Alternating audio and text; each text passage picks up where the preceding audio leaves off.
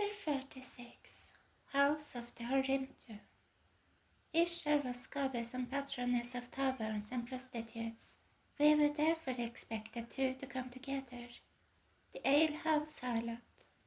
In one of the Mesopotamian myths that speak of her powers and possessions, the goddess is told, "You have brought with you the occultic prostitute, you have brought with you the holy tavern." She was in charge of the prostitute and the holy tavern, as goddess of HARIMTU or prostitute, and of the Eshtam or alehouse. Ishtar was the embodiment of both. She was the Eshtam HARIMTU, the alehouse harlot or tavern prostitute. In one of her hymns the goddess says this, "When I sit by the gate of the tavern, I am a prostitute." Here the three elements of the goddess converge, the gate, the tavern or alehouse, and the prostitute. A tavern, if not an official house of prostitution, was a house in which prostitutes dwelt and operated. The stone wall prostitutes. So could the other element of the goddess, that of the prostitute, also have manifested on the night of Stonewall? It did. Talk and rumors of prostitution had always surrounded the bar. There were reports of a prostitution ring being operated on the second floor. There were even reports of prostitution taking place within the bar itself.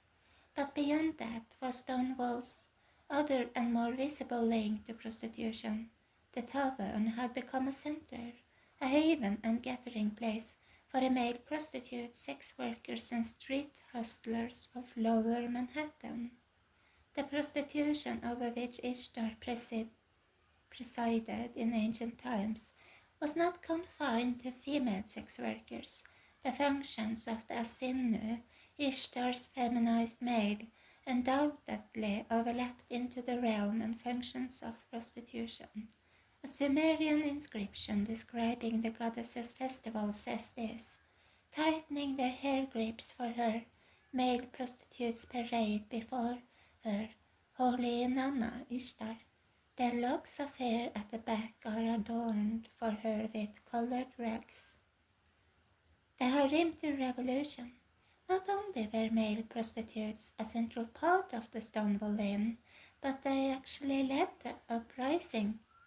One of the most prominent leaders in that uprising and in the movement that followed was a drag performer named Marsha Johnson, who worked that night as a male prostitute. She was one among several others. So on that summer night at Stonewall, the two elements, the HARIMTU and the Eshtam, the prostitute and the alehouse, converged just as they had converged in ancient times under the patronage of the goddess. That night, the goddess's modern-day Asinnu, her male prostitutes, were there on the streets gathered around her modern-day Eshtam to ignite the explosion. So the movement that would transform Western culture was started by prostitutes, just as it was begun by the prostitute goddess, the alehouse harlot. But why Stonewall? Why there as opposed to other taverns or alehouses? Was there something more to it?